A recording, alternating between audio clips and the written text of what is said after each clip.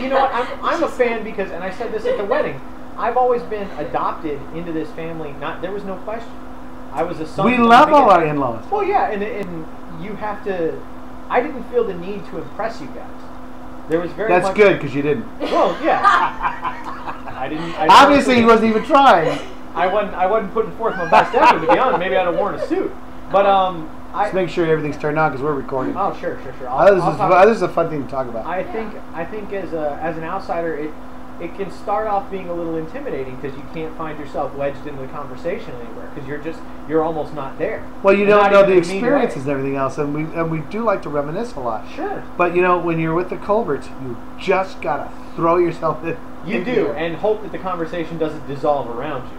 I find myself just saying back at Colbert family gatherings, I find myself standing there with my drink listening because there's a lot more interesting things being said than anything I'm ever going to say. Because with 11 children, there's so many stupid things that we've done. Right. And we can't believe we got away with. We can't believe. Yeah. Oh my God! I can't believe I'm alive. You know? Right. And then you guys have to have a laugh about it. And I had no.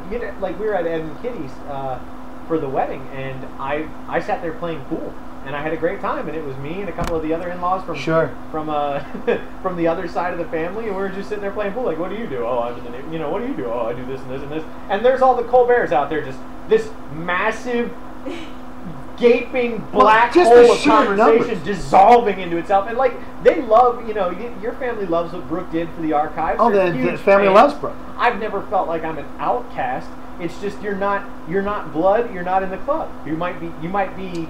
Something does happen when we all get in the same spot and it's together. not even, and I don't feel like it's an elitism thing, which I would be put off if it was something like you're not welcome here. It's like you're very welcome here, but you better find your way in. That's right. Because the noisy bird, what is the word? Noisy wheel gets the grease. The squeaky wheel gets the grease. Yeah, that's the way it is in the Colbert family. I was just going to say, when I came over for Thanksgiving, to Lulu's house, and gesture away. I'm just pointing out to the audience. We had Brooke for Thanksgiving. We also had her for Easter. We were very thankful to have her too. And my stepmother was there, and she, lovely woman, your stepmother, by the way. Jan Blondin. Yeah. Archivist Davidson College. And she's an archivist too. Yes. Did you say Davidson? Oh my God! It runs in the family. She's an archivist at Davidson University. College. Outside of Charlotte. They're big. Yes. They're big in the SoCon. We play them a lot. Yeah, they always kick our ass in basketball. Anyway. Go on. She, had said afterwards she was kind of concerned about coming because she was like, I don't know anybody and all this stuff. She said, you all are just, you just sit at the table, whoever you're at the table with. You just start talking. And conversational. Yeah. And it was just very relaxed, It's always good, man. We do like to talk. I get along. Actually, I find myself. You guys have really softened me up to the idea of having my own children, because I find myself talking to a lot of the younger kids constantly bug me, and I love it. It's very funny because Kate. He softened him up. Kate has a. He's actually willing to spawn now. Yeah, I know. He's gonna swim upstream.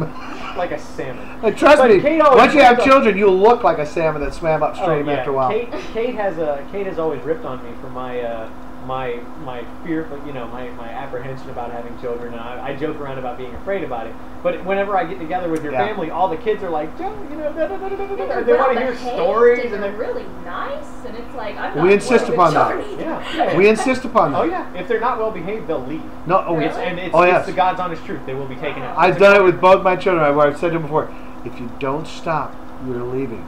Your mother's not. Your mother's staying. She's going to have a good time, but you're leaving.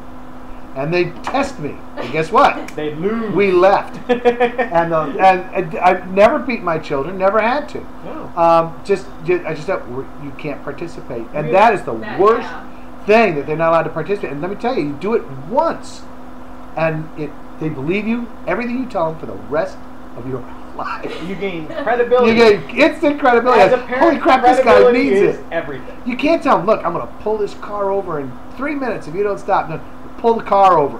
You know what I mean? And say, we'll turn right around and go home, and the evening is lost. And it is so worth to lose an evening periodically to make your kids understand how they're expected to behave in public. How far are we into this segment? Because we have some stuff. We've only done 4 minutes and 50 seconds, but I think we should continue on with this and come back and then do the reviews again. Well, I mean, the nature of this segment is just what, family? I was the same way as you. Yeah, we're gonna call the Joy of Being Colbert. And don't you like that? There's only one person in the room who truly knows. That's true. Well, but I get to experience. Yes, you all do. We get to freaking siphon off a little joy whenever we get there. That's right. We absolutely love people. I was the same way as you, though. When they found out that my wife was pregnant with our daughter, Kate, it was like, oh, God, Jay's going to be a father. Oh, no. Oh, poor Lindy's. Oh, that poor child, everything else.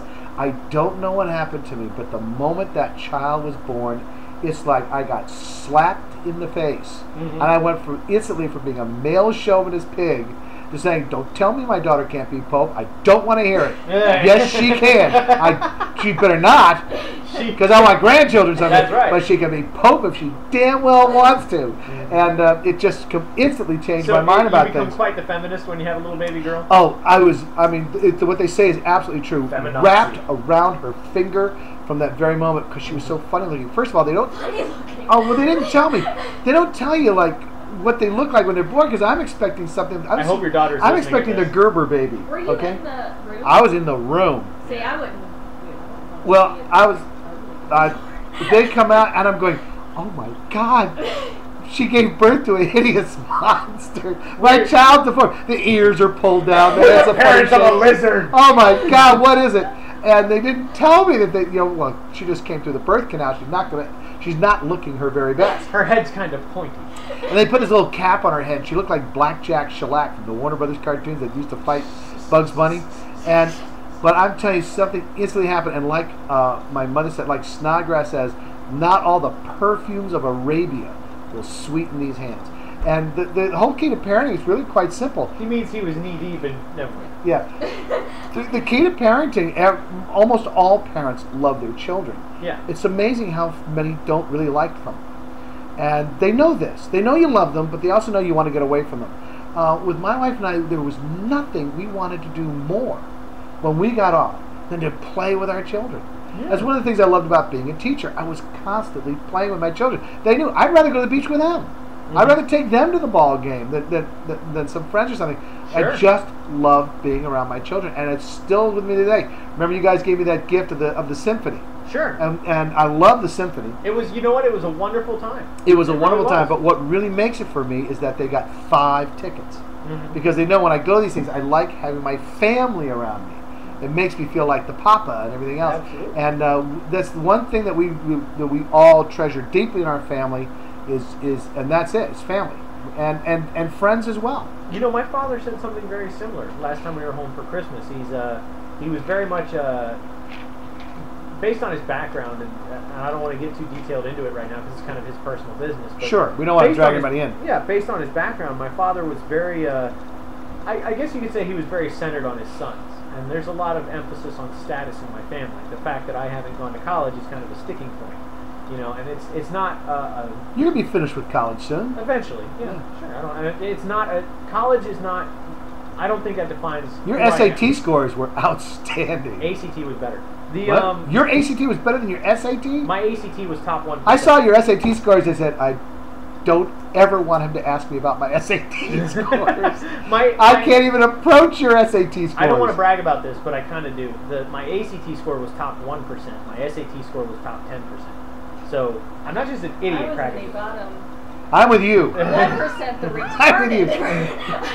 I must admit that when I took the SAT, I had a temperature of about 102. I did when I took the ASVAB before I joined the military. Yeah, it was very I was sick as a dog when I took it, and it was the last one. Like all dumbass kids when I at that age, I said, don't worry about it, I'll take it later. And next thing I realized, it was the last one I could take and still get to college that fall. And sure enough, I get sick as a dog. I'm in there with a fever going, trying to answer these things. I want to go home. I want to go to bed. Well, I have no excuse. I showed up perfectly healthy on my But you're very smart. You have great attitude. That's because the SAT and the ACT are misogynistic tests. Easy killer. It's the same principle. For example, the complaints are made. Oh my God! I'm sorry. This is the Joy of Being Colbert and with Colberts, and we love our friends and our family, and we got to get off the air right now. Next we'll be right back at colbertradio.com. We almost ran